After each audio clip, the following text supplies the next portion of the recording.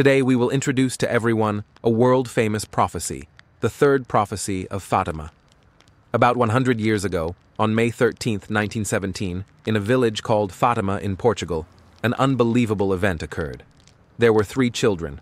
The eldest was a 10-year-old girl named Lucia, her 8-year-old cousin Francisco, and her 7-year-old cousin Jacinta.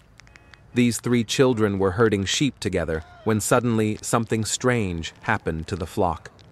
The sheep stood still, motionless, huddling together with their heads bowed. As the children were puzzled by this, a loud noise like thunder boomed from the sky. They looked up and saw a glowing orb appear. From within this glowing orb emerged a woman. She was dressed in white, looking incredibly gentle, kind, and approachable, almost like an angel. The children's family were devout Christians, and the children had seen statues of the Virgin Mary before. Based on their description, this woman looked strikingly similar to the Virgin Mary. The 3 children were so frightened that they didn't dare speak or move, standing frozen in place. The woman approached them slowly, speaking in a very gentle voice. "Do not be afraid. I have come from heaven." She spoke in Portuguese. Then she said, "For the next 6 months, on the 13th of each month, you must come here. Furthermore, starting today, you must pray the rosary every day. The rosary is a prayer dedicated to the Virgin Mary, offered for world peace and to end the ongoing war." In 1917, the First World War was raging. As soon as she finished speaking, the woman disappeared. After she vanished, the sheep returned to normal. The 3 children were overjoyed. They said to each other, "We've just experienced something incredible today. We saw a divine being." They agreed to keep it a secret among themselves and not tell anyone. They vowed that on the 13th of each month, they would return to meet the Virgin Mary. However, when they got home, the youngest girl, 7-year-old Jacinta, immediately told her parents, saying, "Today, I saw an angel." For a religious family, this was a significant event. Of course, for non-believers, they might think the children were making it up. So, Jacinta's parents took her to find Lucia. Lucia confirmed that the 3 of them had indeed seen the Virgin Mary that day. However, Jacinta, the youngest, said she saw an angel. In other words, the children's descriptions weren't entirely consistent. When all 3 were questioned together, they clarified, "She didn't say she was the Virgin Mary, but she looked very much like her." Some thought she was the Virgin Mary, while others thought she was an angel. In religious countries, the appearance of divine figures like God, the Virgin Mary, or angels before ordinary people is considered highly significant. Such beings typically appear only to saints. So, the children's parents were very skeptical of their claims, thinking they might be lying. They couldn't understand why an angel or the Virgin Mary would appear to their children. Instead of feeling honored, they found it frightening, as others might not believe the story. They worried people would think the children were lying. Nevertheless, the story quickly spread. A month passed amidst this mixture of belief and doubt. On June 13th, at the same time, the 3 children returned to the same spot to meet the Virgin Mary. Their parents, relatives, and some others who had heard about the event came along. In total, about 50 people were present. This time, the 3 children saw the Virgin Mary again, but the more than 50 people around them saw nothing. They only saw the children talking to the air. However, some people reported feeling a strange sensation. During this encounter, the children spoke to the Virgin Mary, saying, "We hope to go to heaven with you. Can you take us with you?" The Virgin Mary replied, referring to the 2 younger children, "Your brother and sister will soon be taken to heaven."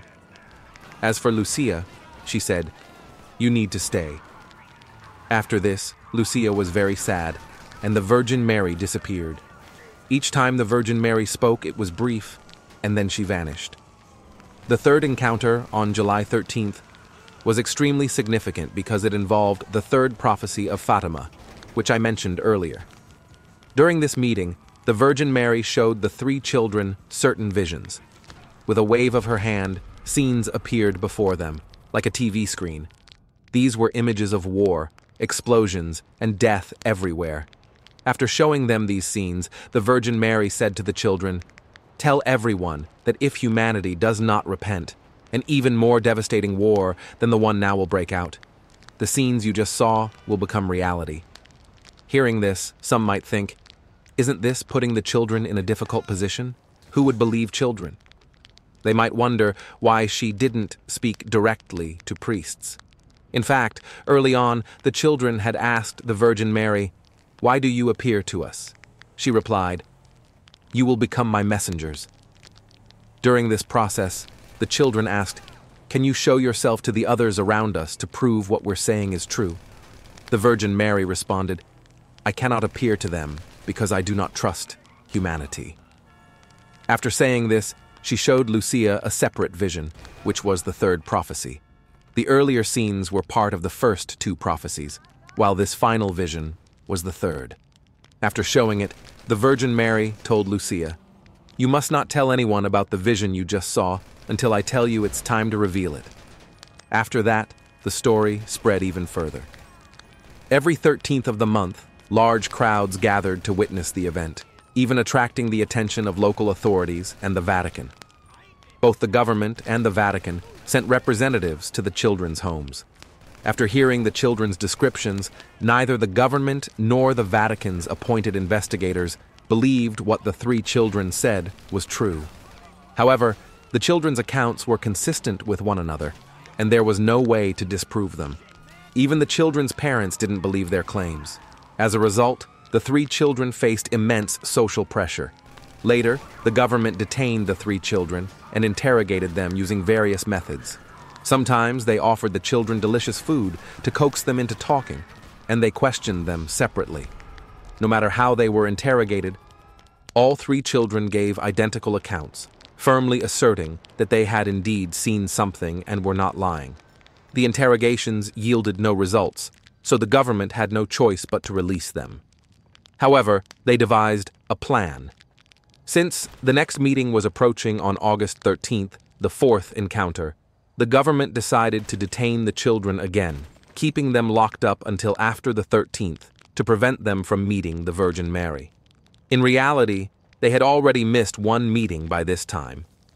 By September 13th, over 30,000 people came to watch the children seemingly talking to the air. The final and largest gathering occurred on October 13th, with a total of 70,000 people present. This figure of 70,000 is not an exaggeration, as the crowd included people from various walks of life, as well as reporters from different newspapers and media outlets. Government officials and representatives sent by the Vatican were also present, and many took photographs. Under the witness of these 70,000 people, a miracle occurred. On October 13th, dark clouds gathered, and it rained heavily from the morning. Just before the time of the Virgin Mary's appearance, the dark clouds gradually dissipated, and the sky cleared. After the skies became clear, the Virgin Mary appeared to the three children, though the 70,000 others could not see her. This time, she said to the children, "What I say now, you must convey directly to those around you. I am the Virgin Mary." The children began to relay her words. She is the Virgin Mary. At the spot where the Virgin Mary appeared, she instructed, "Build a great church here, pray the rosary every day, and pray for world peace. Do not let God endure more suffering. Your war will soon end." Her final instruction was, "Look at the sun." After relaying this, everyone looked up at the sun. The sun was shimmering and appeared to be moving. Some said it was spinning, emitting multicolored lights. As everyone watched the sun, wondering what was happening, it suddenly seemed to plunge toward the crowd at great speed, radiating intense, glowing light. Just as people thought it was about to crash into them, it returned to its place, and everything went back to normal. At that moment, the Virgin Mary disappeared. The next day, all the major newspapers in Portugal featured this event on their front pages, describing a sun that suddenly fell and then returned. Some reported the sun was shimmering, others said it was dancing up and down, emitting brilliant light. It felt like a grand magic performance witnessed by 70,000 people. When the children looked at the sun, it began to shine brightly, astonishing everyone. Many people fell to their knees as if witnessing a divine miracle. Scientists who observed the phenomenon suggested it could be due to atmospheric refraction causing a supernatural effect. However, they couldn't explain how the three children accurately predicted this extraordinary phenomenon. Such an event had never occurred before. No one had ever seen the sun behave this way. Yet the three children had accurately foretold it. On that day, the 13th, the children looked at the sun, and everyone who looked up saw it happen. What was the Vatican's stance on this event? They acknowledged that a supernatural phenomenon had occurred. However, they did not accept the idea of a divine miracle like the Virgin Mary appearing to individuals in this manner. They believed that if she appeared, it should have been to the public, visible to all. The Vatican found this problematic. With their authority, they questioned why they couldn't connect with the divine and why it was three children instead. They felt humiliated. Later, another unbelievable event occurred. Hadn't the Virgin Mary said she would take Lucia's brother and sister? 2 years after the Fatima events, Lucia's brother and sister, Francisco and Jacinta, fell ill and died. The only survivor was Lucia. She lived to be 97, passing away in 2005. After her siblings' deaths, Lucia was the only person in the world who knew the details of the visions and events involving the Virgin Mary. Based on her accounts, the Fatima event included 3 prophecies in total. The first 2 secrets were documented by Lucia when she grew up and became a nun, recorded clearly in her memoirs. In the first prophecy, the Virgin Mary showed the 3 children a vision of hell. They saw an endless sea of fire, engulfing demons and human-like souls screaming and groaning in torment and despair. This terrified the children, making them tremble. Fortunately, the Virgin Mary reassured them that they would go to heaven, calming their fears. She told them that Lucia needed to remain on earth longer, but she would take Jacinta and Francisco to heaven first. Indeed, the 2 younger children died of illness during the Spanish flu outbreak in 1919, while Lucia remained unharmed. The second prophecy concerned World War II. The Virgin Mary told Lucia that World War I would end. But if humanity did not stop actions that angered God, a more devastating war would break out during the reign of Pope Pius V. She said that if one night people saw the sky illuminated by a rare light, it would be a sign of God's warning. Indeed, World War II broke out during the reign of Pope Pius V when Germany invaded Poland in 1939, and a rare aurora appeared across northern Europe, likely the sign the Virgin Mary had spoken of. This event was even reported by the newspaper Neues Europa. So, what did the third prophecy reveal? Lucia stated that the Virgin Mary had instructed her not to disclose it until 1960. However, in 1943, Lucia fell gravely ill. Bishop Lariat visited her, hoping she would write down the third prophecy, as her death would mean the prophecy might never be revealed. Lucia hesitated for a long time. Finally, following the bishop's orders, she sealed the third secret and entrusted it to Bishop Lariat in June 1944. It was not sent to Rome until 1957. Time passed quickly, and by 1960, when people expected the Vatican to reveal the third secret, the Vatican decided not to disclose it. This decision led to a dramatic incident. On May 2, 1981, a significant event related to the third prophecy occurred. On that day, a flight from Ireland to England was hijacked. As the plane was about to land, a 55-year-old Australian passenger suddenly seized control, demanding the plane be redirected to Le Touquet, France. After the plane landed at Le Touquet, the hijacker threw a 9-page manifesto out of the cockpit window. The main content of the manifesto demanded that the head of the Vatican immediately disclose the contents of the third Fatima prophecy. The hijacking lasted 10 hours. Eventually, the hijacker was subdued by a special forces team disguised as medical personnel who boarded the plane under the pretense of providing aid. Investigations later revealed that the Australian hijacker, a former tour guide in Portugal, was deeply fascinated by the Fatima prophecies. Unable to contain his curiosity, he resorted to hijacking the plane to force the Vatican to reveal the third secret about the Virgin Mary.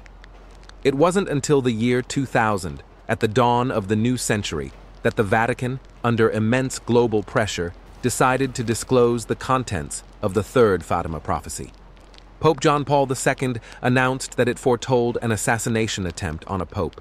In fact, on May 13, 1981, just 10 days after the hijacking, and coincidentally the anniversary of the first appearance of the Virgin Mary to the three children in Fatima, Pope John Paul II, the same pope who made the announcement in 2000, was shot.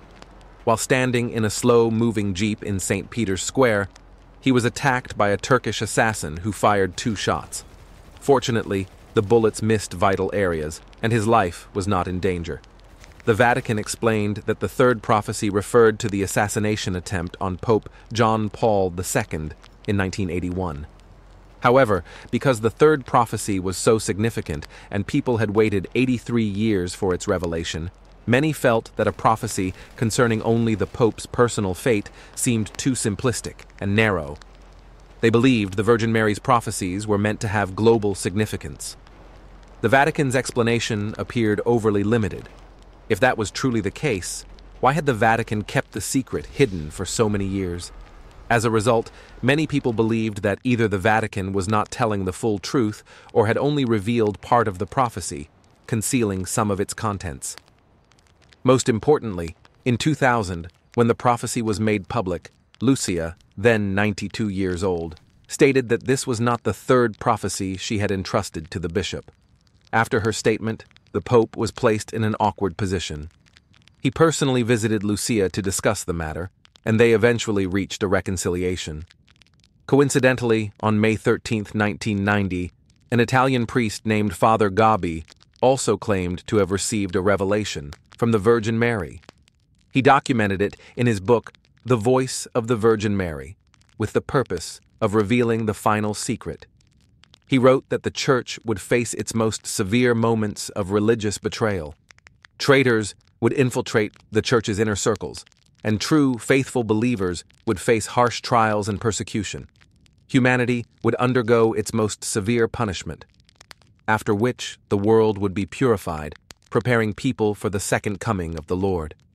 Therefore, combining these 3 prophecies, people believe the Virgin Mary delivered a grand prophecy about the end times, the decline of religion, the rise of true faith, a global catastrophe, and ultimate redemption. This may explain why the Vatican was so reluctant to disclose the Fatima secret. Truly, the divine remains divine, but religions, once pure and connected to the divine, have undergone significant decay. Some churches in the West and religious institutions in the East have experienced similar processes of decline. Thank you for following along. If you'd like, you can subscribe to catch our next videos, or if you have time, you can check out other videos on this channel.